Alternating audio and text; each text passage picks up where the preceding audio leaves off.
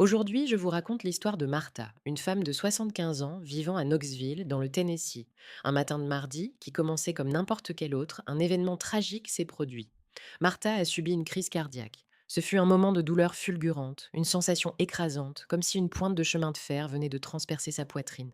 Elle s'est agrippée au volant de sa voiture, le souffle coupé et la vision troublée, alors que la sueur coulait sur son visage malgré la climatisation. Sa main ne répondait plus, son bras gauche était devenu lourd et engourdi. Dans une ultime pensée consciente, elle a prié. Jésus, je suis prête. Ramène-moi chez moi. Puis, tout est devenu noir. Mais dans cet état d'obscurité, un véritable voyage a commencé. La douleur s'est évaporée instantanément. Quand elle a ouvert les yeux, elle n'était plus dans sa voiture, mais dans un endroit indescriptible, un entre-deux, un espace qui transcende toute réalité terrestre. Martha avait pris un instant de recul sur son existence. Ses mains, lisses et sans âge, portaient une robe blanche douce qui brillait d'une lumière douce mais éclatante. Où suis-je a-t-elle pensé. C'est alors qu'elle a ressenti une présence puissante derrière elle. En se retournant, elle a vu Jésus. Ce n'était pas le Jésus doux et tendre des tableaux de l'école du dimanche, il était radieux de sainteté, sa face étant à la fois magnifique et redoutable, ses yeux, profonds comme l'éternité, pénétraient son âme. En un instant, chaque masque, chaque secret, tout ce qu'elle avait caché avait été révélé. Il l'a appelée par son nom, Martha. Cette voix résonnait avec le poids d'une vérité éternelle. Martha était tombée à genoux, non pas par révérence, mais écrasée par la pression de sa puissance. Elle a murmuré Seigneur en réponse. Jésus lui a alors dit Tu m'appelles Seigneur, mais ton cœur est loin de moi. Avant qu'elle ne puisse se défendre, il a levé sa main et lui a montré son propre cœur. Ce qu'elle a vu l'a paralysée. Une masse de ténèbres s'y trouvait, un poison noir rampant comme un cancer à travers son âme. Qu'est-ce que c'est a-t-elle demandé, horrifiée. C'est l'infidélité. Le mot lui a frappé comme un coup physique. Puis, des visages ont commencé à défiler devant elle, ceux de sa fille Rebecca, de sa sœur Joyce et de sa meilleure amie Francis. À chaque visage, elle a ressenti un flot de haine, non pas de la déception ou de l'irritation, mais une haine pure déguisée en colère justifiée. Elle a protesté faiblement, mais je priais pour elle. Jésus a répliqué Tu les as aimés de tes lèvres tout en les maudissant dans ton cœur. La terreur s'est intensifiée lorsqu'il lui a montré des millions d'autres personnes, des chrétiens, des gens comme elle, en train de chanter, prier et servir dans les églises, s'épanouissant dans leur foi extérieure. Puis, un tremblement de terre a fracturé le sol en dessous d'eux, et ils ont tous commencé à tomber, non pas en enfer, mais dans un vide, une séparation éternelle d'avec Dieu lui-même. Pourquoi a-t-elle crié Ils sont chrétiens. La réponse de Jésus était désastreuse. Parce qu'ils n'ont pas pardonné. Une perspective effrayante avait été révélée. Martha se tenait là, parmi ceux-là, avec 50 ans de vie chrétienne, de service et d'enseignement religieux, mais perdue pour l'éternité à cause de ce poison qu'elle avait nourri dans son cœur.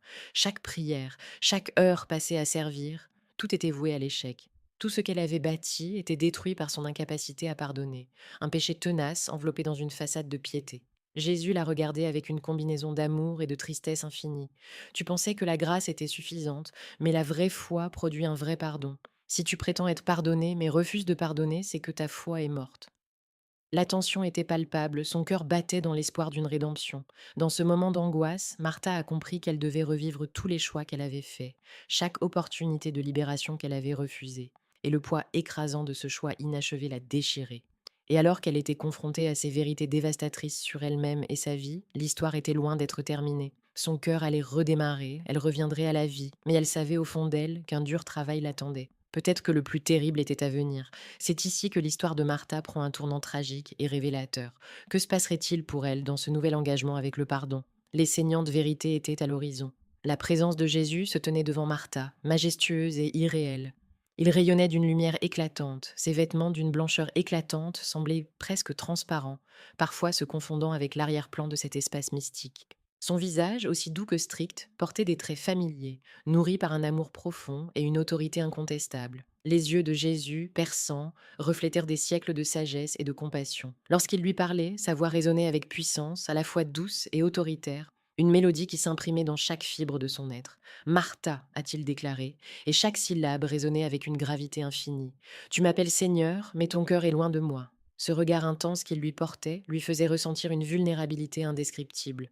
Elle a senti une force la contraindre à s'incliner, non pas simplement par respect, mais par la conscience écrasante de son état intérieur. Avant qu'elle puisse formuler une réponse ou une excuse, il a levé la main et lui a montré ce qui se cachait dans son cœur. Ce qu'elle a vu la fit frémir d'horreur. Une masse de ténèbres, noire et putride, s'étendait comme un cancer à travers son âme, chaque mèche invisible apparaissant maintenant si évidente dans la lumière de Christ.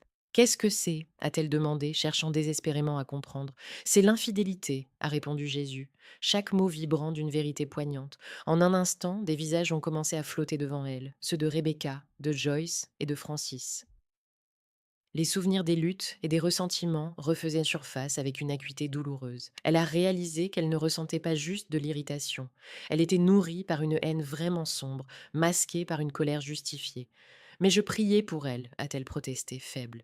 Jésus a répliqué avec une tristesse palpable. Tu les as aimés de tes lèvres tout en les maudissant dans ton cœur.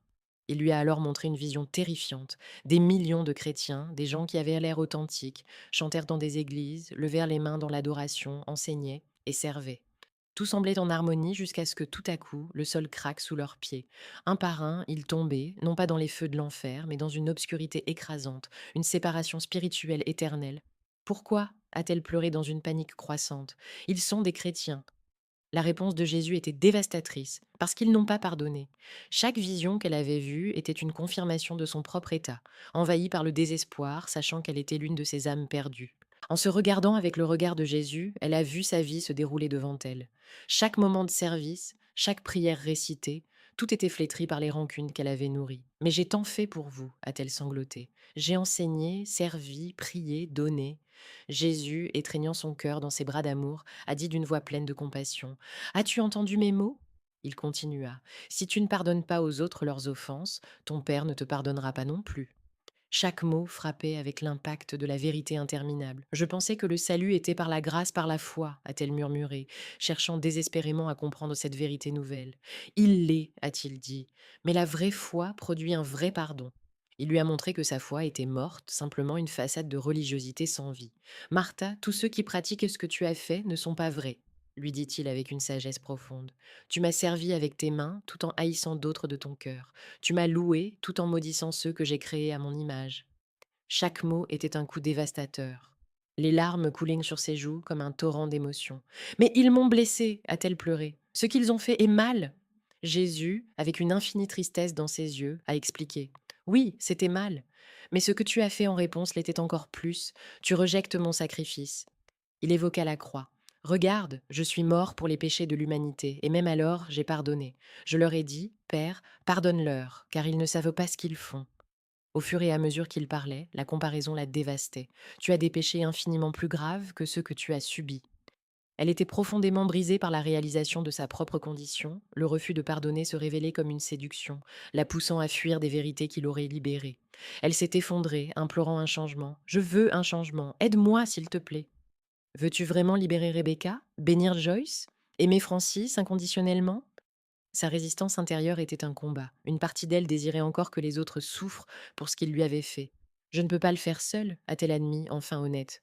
C'est exactement ce que tu dois comprendre. Tu ne peux pas, mais moi, je peux par toi si tu me le permets. Les mots qu'il prononça pesaient lourdement. Vais-je en enfer? Demanda-t-elle, cherchant désespérément la réponse. Jésus était silencieux un moment, puis il répondit tranquillement. Cela dépend de ce que tu feras lorsque tu retourneras. Elle ne comprenait pas ce qu'il voulait dire par retourner.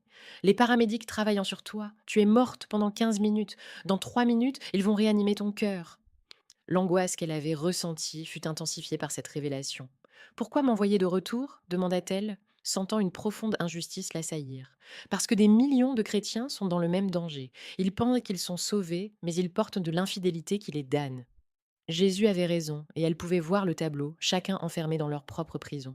Tu vas les avertir, dit-il avec la force d'un être divin. Certains écouteront, la plupart ne le feront pas. Alors que sa présence se dissipait, elle ressentait une chaleur douce, quelque chose de pur. Elle fixa le regard de Jésus, conscient qu'il lui offrait la possibilité de choisir. N'oublie pas tout cela, dit sa voix. Rappelle-toi que la foi sans le pardon est morte. C'est alors que la douleur a explosé dans son corps. La conscience lui revint brusquement alors qu'elle était dans l'ambulance, entourée de bruits de machines bleeping. Les paramédics étaient là, s'assurant qu'elle restait consciente. Restez avec nous, madame. Le soubresaut de son cœur dans sa poitrine était un réveil amer. Elle voulait crier: Je dois appeler ma fille. Mais les soins intensifs s'approchaient d'une autre véritable bataille, non seulement pour sa vie physique, mais pour l'âme qu'il lui avait redonnée. Martha est revenue à la vie dans un tourbillon de sensations vives et de réalités contradictoires. Alors que la douleur se dissipait, son cœur a connu un souffle de vie. Ses yeux se sont ouverts pour révéler l'environnement familial de l'ambulance, des visages d'inconnus inquiets se penchant sur elle. Nous l'avons, madame, restez avec nous, disaient les paramédics, leurs voix sonnant comme des échos lointains. Une énorme pression commençait à se relâcher alors qu'elle inhalait de nouveau, mais la véritable lutte ne faisait que commencer. À cet instant précis, elle comprit qu'elle n'était plus la même femme qu'avant. Sa mission était devenue claire. Cette expérience ne lui était pas accordée par hasard. Jésus l'avait envoyée avec une responsabilité bien définie, avertir ceux qui, comme elle, vivaient dans le mensonge de la foi sans pardon. Tu dois leur dire, avaient été les derniers mots de Jésus, résonnant encore dans son esprit. Les jours suivants à l'hôpital furent marqués par une profonde introspection. Elle passait des heures à réfléchir au sens de sa vie, à ses interactions avec les autres, à sa façon de vivre la foi. Elle se rendait compte qu'elle n'avait jamais vraiment compris l'essence du salut, qu'elle avait cru que ses activités religieuses suffisaient. Mais maintenant, elle savait que tout cela avait été vain sans un cœur purifié par le pardon. Lorsque Martha a été finalement libérée de l'hôpital, elle était déterminée. Son quotidien a pris un tournant radical. Ses priorités s'étaient transformées. Les rancunes qu'elle avait longtemps nourries ne pouvaient plus prendre racine dans son cœur. Elle se sentait légère, comme si un poids énorme avait été enlevé de son esprit et de son âme. Le véritable travail de transformation commençait alors qu'elle entreprenait de rétablir ses relations avec ceux qu'elle avait longtemps tenus à distance. La première chose qu'elle a faite fut d'appeler Rebecca. Après des années de froid, Martha a osé ouvrir son cœur dans cette conversation qui allait conduire à une réconciliation tant attendue. Elle lui a dit, en sanglotant, qu'elle avait porté la haine pendant trop longtemps. Je te demande pardon, a-t-elle déclaré, et je veux que tu saches que je t'aime. Cela a été le déclencheur d'un nouveau chapitre de leur relation. Martha ne s'est pas arrêtée là. Elle a également contacté sa sœur Joyce, puis sa meilleure amie Francis. Chaque échange, chaque réconciliation l'ont renforcée. Elle a compris que vivre dans l'amour et le pardon était bien plus important que toute sa performance religieuse.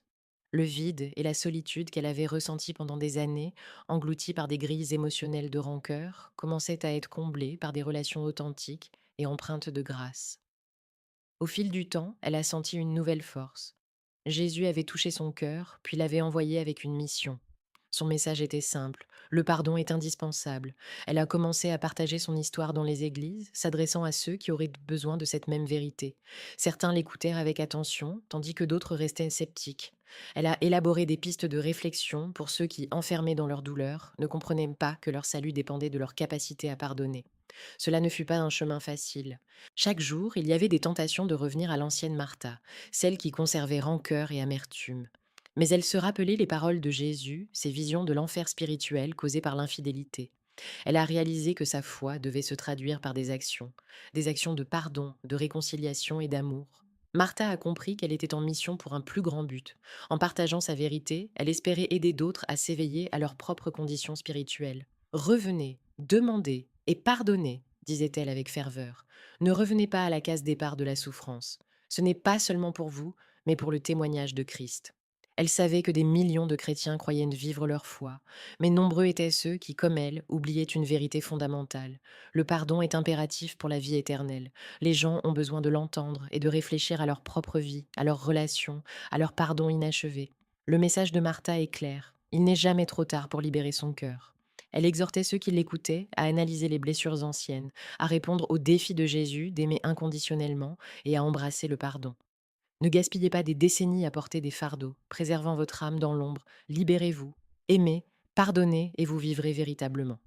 Ainsi, à travers son expérience de mort imminente, Martha a non seulement redécouvert sa propre vie, mais a ouvert la voie pour que d'autres trouvent le chemin vers la rédemption, la guérison et le véritable amour.